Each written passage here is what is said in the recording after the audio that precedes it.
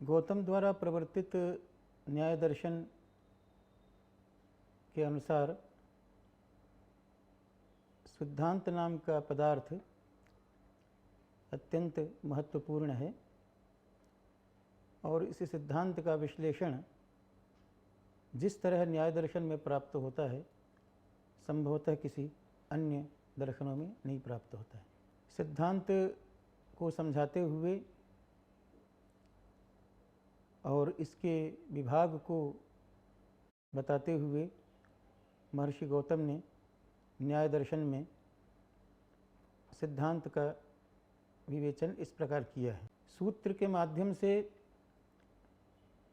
सिद्धांत का लक्षण और फिर सिद्धांत का विभाग करते हैं, लेकिन लक्षण के पूर्व भाष्यकार सिद्धांत के संदर्भ में इस प्रकार अपना अभिमत व्यक्त करते हैं। इदम इत्थम भूतम च इत्यभ्यनुज्ञायमानम अर्थजातम सिद्धम। सिद्ध की इस प्रकार व्याख्या भाष्यकार ने वात्स्यायन ने की है।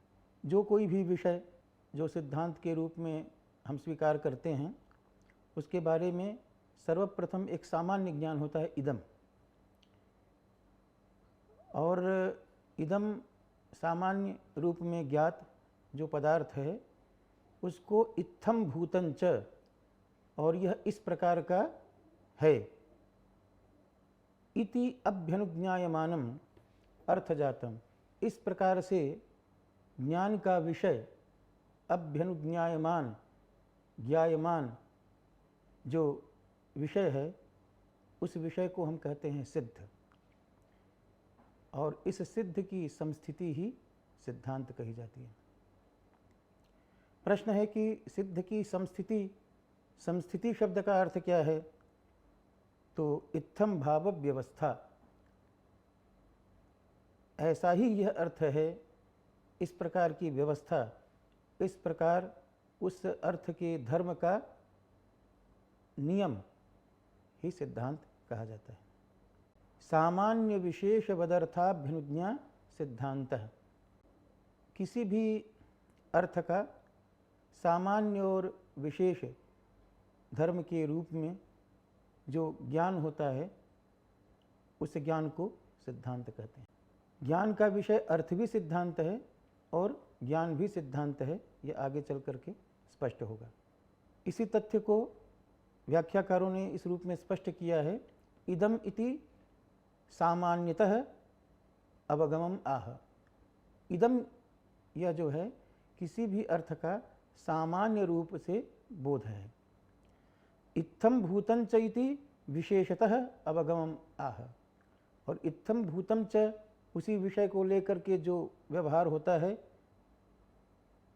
यह जो अनुभव है वह विशेष है, विशेष रूप से अनुभव है।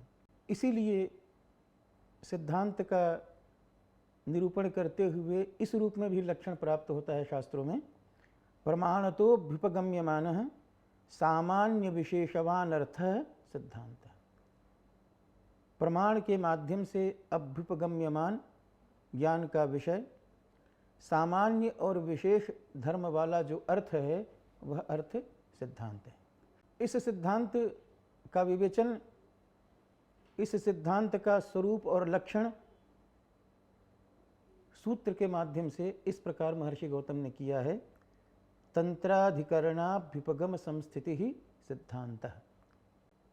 यहाँ तंत्र शब्द का अर्थ शास्त्र है, उसको आधार बना करके जो किसी विषय का अभ्युपगम होता है, ऐसी अभ्युपगम संस्थिति को ही सिद्धांत कहते हैं। कई लोग इस सूत्र को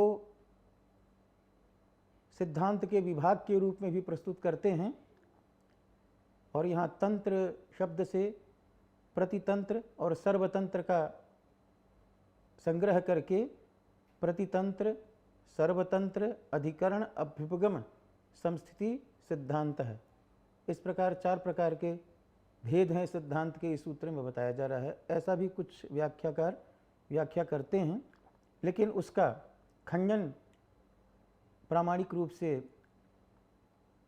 किया गया है और यह कहा गया है कि अगर यह विभाग सूत्र माना जाएगा तो अगला सूत्र जो अभी हम देखेंगे उसमें भी विभाग किया गया है, उसका अनौचित्य होगा। इसलिए जो क्रम है शास्त्रों के समझने का, त्रिधाचास्य शास्त्रस्य प्रवृत्ति उद्देश्यो लक्षणम परीक्षा च, वहाँ पर यदि सिद्धांत का निरूपण कर रहे हैं तो पहले लक्षण अपेक्षित है, उसके बाद विभाग और उसका विवेचन किया जा सकता है। अतः यह सूत्र सिद्धांत का लक्षण है। तंत्रार्थ संस्थिति ही तंत्र संस्थिति ही, यह तंत्र संस्थिति का अर्थ हुआ। तंत्र का क्या अर्थ है? तो तंत्रम इतरेतराभिसंबद्धस्य अर्थ समूहस्य उपदेशः तंत्रम।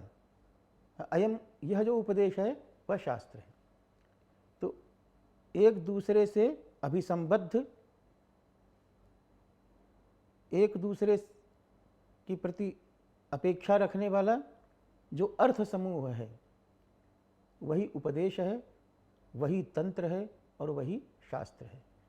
और ऐसे शास्त्र को आधार बना करके जो अभ्युपगम हम करते हैं, इदम इत्थम भूतंच, वही सिद्धांत है।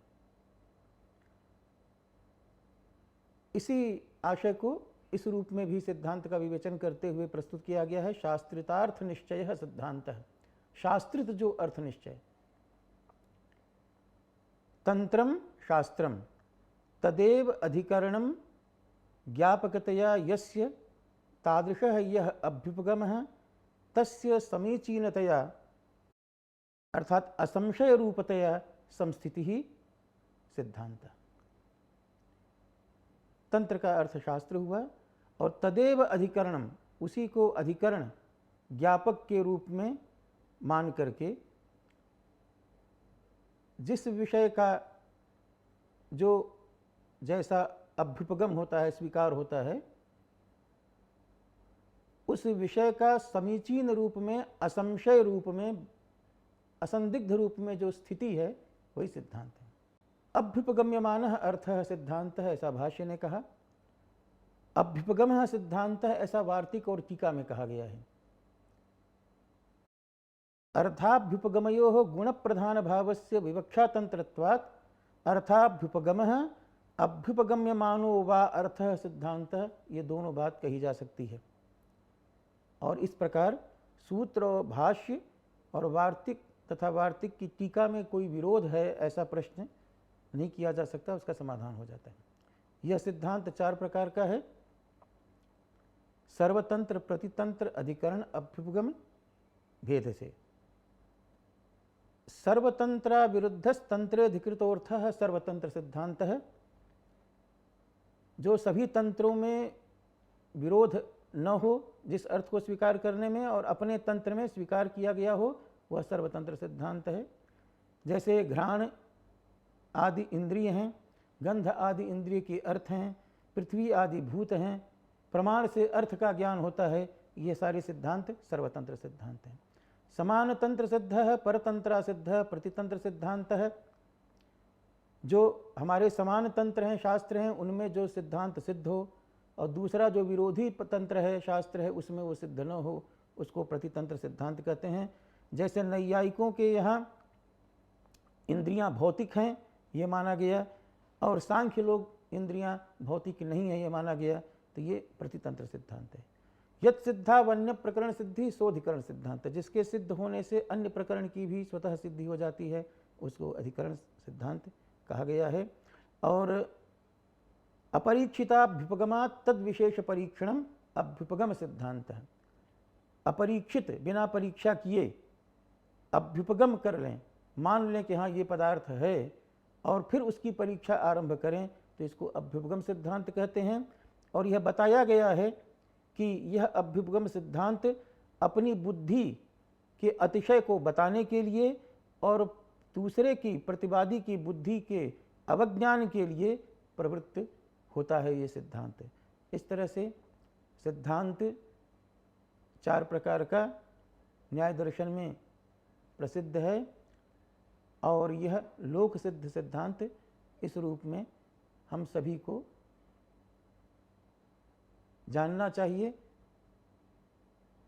सिद्धांत को जानकर हम अपने सिद्धांत की प्रतिष्ठा व्यवस्थित रूप में करने में सक्षम हो सकते हैं।